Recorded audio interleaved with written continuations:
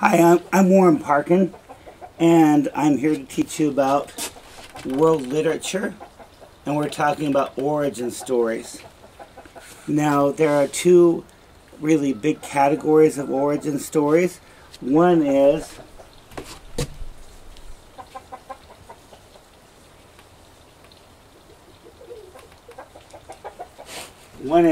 cosmogony, and what that means is the origin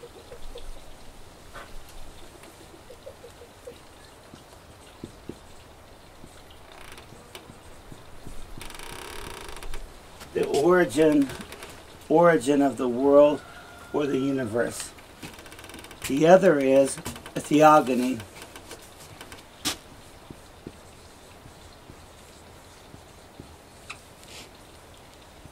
which theo means God, and the origin of the gods is what that is. And so today what I'd like to do is talk about why it is that all human beings since the beginning, we're talking about more than 200,000 years, they've always wondered certain questions. And since writing actually happened, which is still new tech, it's only about 6,000 years old. So 6,000 years old for writing versus more than 200,000 years of Homo sapiens, people who look just like you and me. Hopefully they look prettier than me, but these people, we've been around for a long, long time, and it took us until about 6,000 years ago to actually start writing down our oral tradition, because people have always passed stories on to each other. Origin stories, battle stories, epics, they've always been oral until 6,000 years ago. Now there are some people, and I was raised in a culture that believe this, that believe that the world's only about 6,000 years old. And it's true if you think of the writing world. The writing world's only 6,000 years old. So when I was in first grade, I came home to my mom and I said to her, if the world's only 6,000 years old, how come dinosaurs lived millions of years ago? And she said to me, well, Warren, we don't know what God made this world out of. Maybe he made another world where dinosaurs were millions of years ago and took that material and brought it to form this world.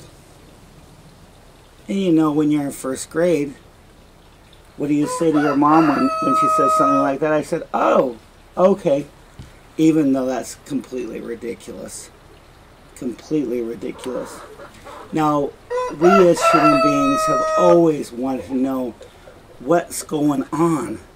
Where did I come from? Who am I? Where am I going to? And luckily for us, people, once writing was invented, started recording their explanations for that. I'm sure you've heard people, and maybe you're one of the people who say this, everything happens for a reason. Well, for me, I don't believe that everything happens for a reason. I think that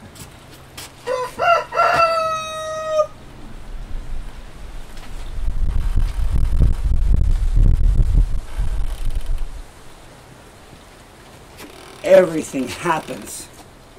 Everything happens. Good things, bad things, tragedies. Everything happens. But as human beings, we want there to be a reason. And we want to understand why. Why? Just like Job. In the book of Job from the Bible, he asked why was he suffering? Why? He had no idea that he was just the bet from cosmic forces. from God and his right-hand angel, Satan, the accuser. They were just betting on his life.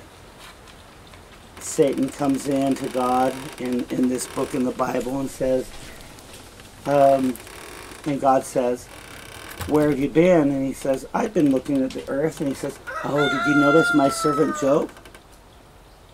And Satan says, well, yeah. And God says, isn't he great? And Satan says, that's only because you've pampered him. And God says, no, that's not the case. He will always love me. And Satan says, wait a second. Why don't you let me put that to the test? So he accuses Job.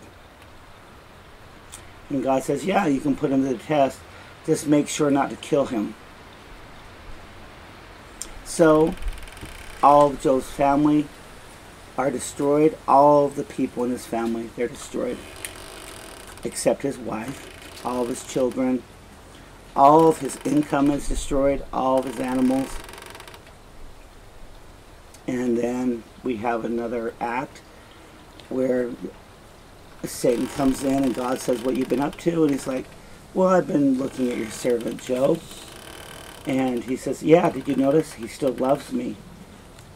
And Satan says, that's only because you didn't let me harm him physically. And God says, go ahead and do whatever you want to him, just don't kill him. So he gives him boils and sores and pus and everything. And Job's friends come by and say, how could this happen? What did you do to piss off the God? And he's like, I haven't done anything.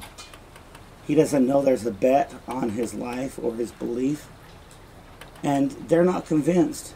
Even his wife says to him, you know what you should do, Job, since you're suffering so much? Just curse God and die. And Job says no. But as he's going through all of these struggles and all of this painful afflictions that have been given to him, he starts to ask, why won't God talk to me? I want to know what's going on. And finally, at the end of Job, the God shows up and he asks the God, why is this happening?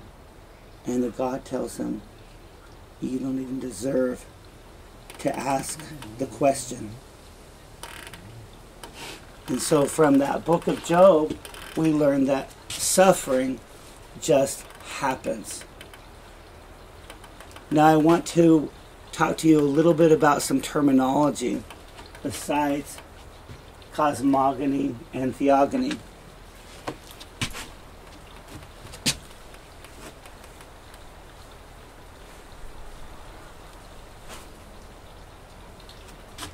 Probably almost all of you are familiar with the term AD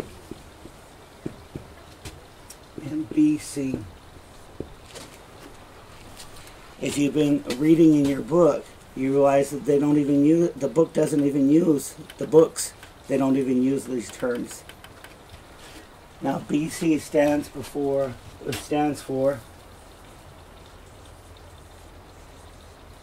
before Christ.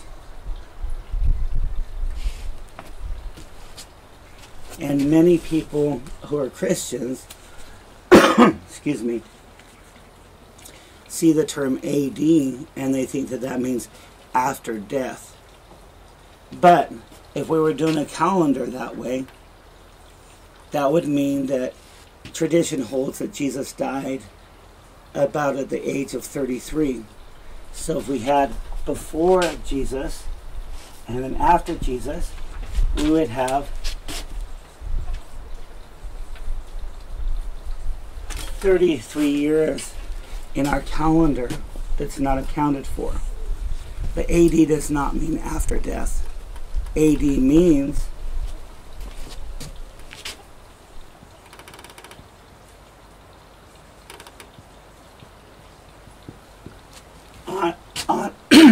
Annum Domini. And Annum Domini is Latin for The year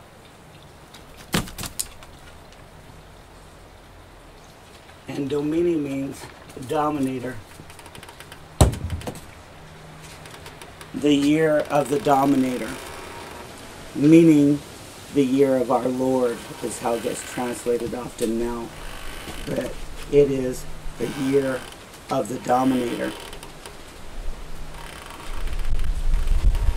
So if you're familiar with the Judeo-Christian tradition, we're talking about a relatively recent new tradition. I call writing new tech. I call Christianity brand new religion. Christianity only dates back 2,000 years.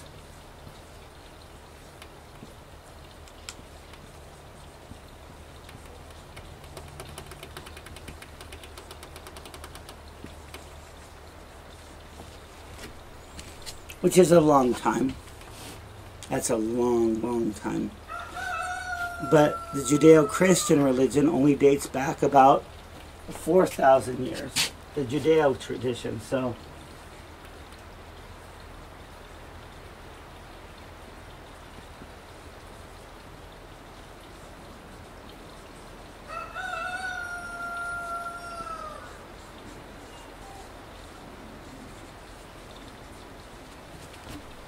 and like I say, that's very recent.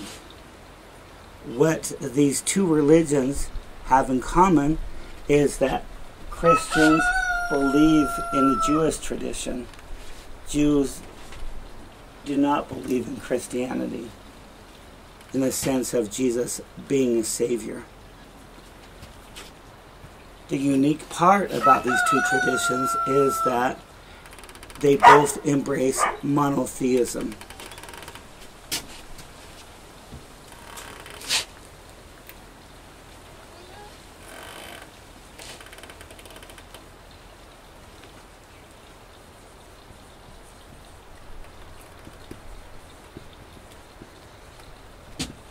Mono means one. And theism means God. And there is one more major world religion. And when I say major, I'm not discounting all the different beliefs that people have. I'm talking about numerically major. And that is Islam.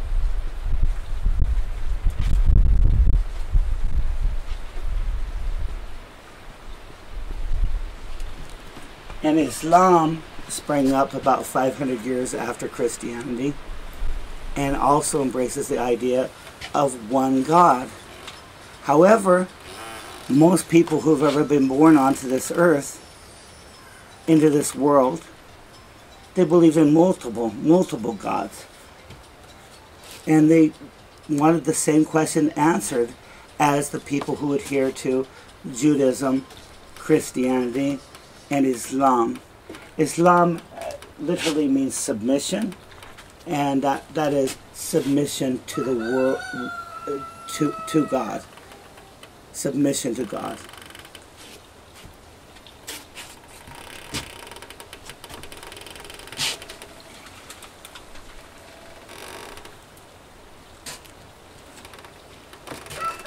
So where do we begin? The questions are, did creation come out of nothing? Did it come out of something? Even the Big Bang Theory from science is proposing the origins of the universe. How did things happen? The Big Bang Theory is cosmogony as well. Where did it happen? And if we go to the Cannibal spell for King Unis,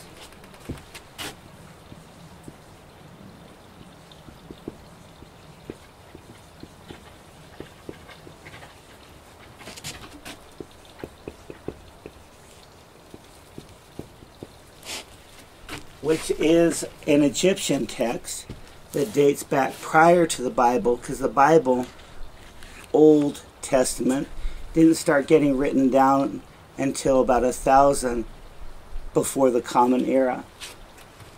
So instead of B.C., scholars use the term B.C.E., and your book does too, because this stands for before the common time. Before the common time, or CE instead of AD, common era.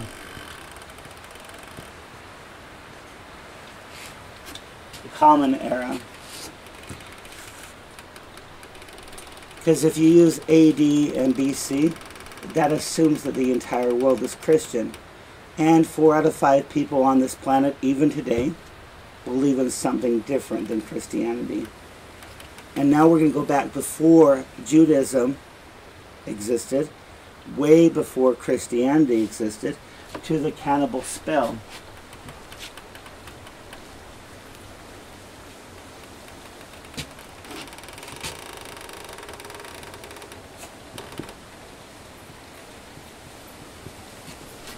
And we're going to go to Egypt in the year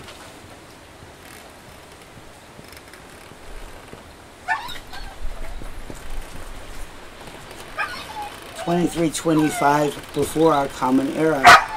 So we're talking about more than 4,000 years ago. And let's see how they conceived the idea of how this world came into existence. And especially interesting to me, how people came into existence. And we have a story of struggle. We have a story of persuasion. And it starts off with the idea that people come out of men, okay? Or people come out of male gods. The sky has grown cloudy, the stars obscured, the sky's arcs have quaked, the horizon's bones shaken, and those who move have grown still. Having seen Unis apparent, and Ba is the god who lives on his fathers and feeds on his mothers. There's a lot of feeding going on in this creation story. Unis is the lord of jackal-like rapacity, whose own mother does not know his identity. For Unis' nobility is in the sky, and his power is in Akhet, like Adam, his father who bore him, and though he bore him, he is more powerful than him. So we have a conflict between father and son. A conflict between the father and the son.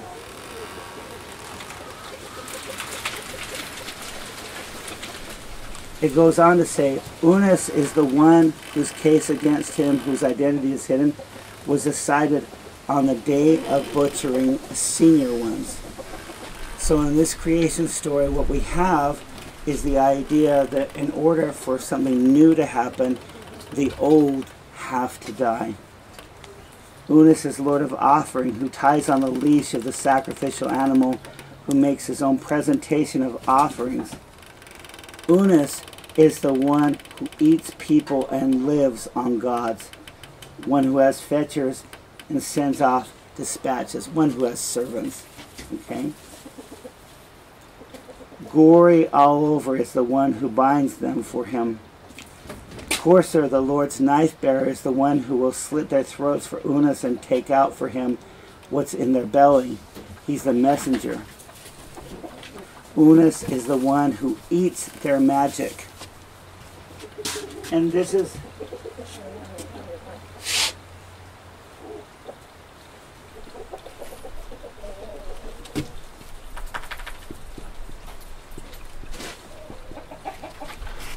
a very interesting idea to me, because how do we explain who has power? Maybe you can eat somebody else's magic. Does it go right well with Harry Potter, for example, in common times? But do you want to have to eat somebody to get their power? So Unis is the one who eats their magic and swallows their ox. For there are adults for his morning meal, their middle-sized one for his evening meal, and their little ones for his nighttime snack. Their old men and women are fuel for his ovens. It's a very bloody sort of creation here. Unis is the most controlling power who controls the controlling powers. So, Unis is omnipotent.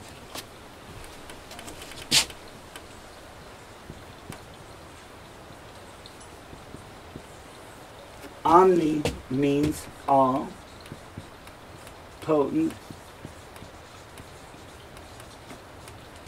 means powerful.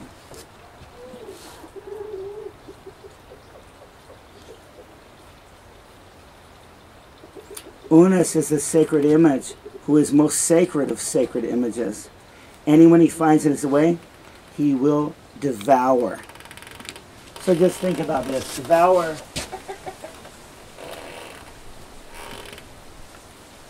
means to consume, to eat with glee, right?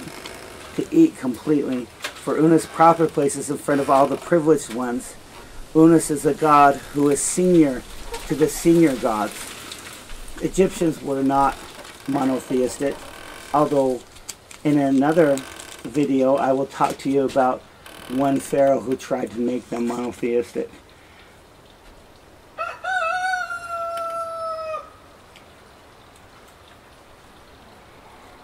Unis has reappeared in the sky and is crowned as Lord of the Akhet. For the vertebrae of spines have been broken up for him, and he has acquired the gods' hearts. So Unis has eaten everything. For he has eaten the red and swallowed the raw. Unis will feed on the lungs of the experienced and grow content from living on hearts and their magic as well. Unis will spit out when he licks the emetic tarts and the red. For he is replete, he is full, and their magic is already in his belly. Unis's privileges will not be taken for him, because he has swallowed the perception of every god. Continuity is the lifetime of Unis. Eternity is his limit. In his privilege of when he likes to act, he acts. So, this idea of an all-powerful, immortal, omnipotent God, that God only wants to do what he wants to do. So when he wants to act, he acts. When he dislikes, he does not act.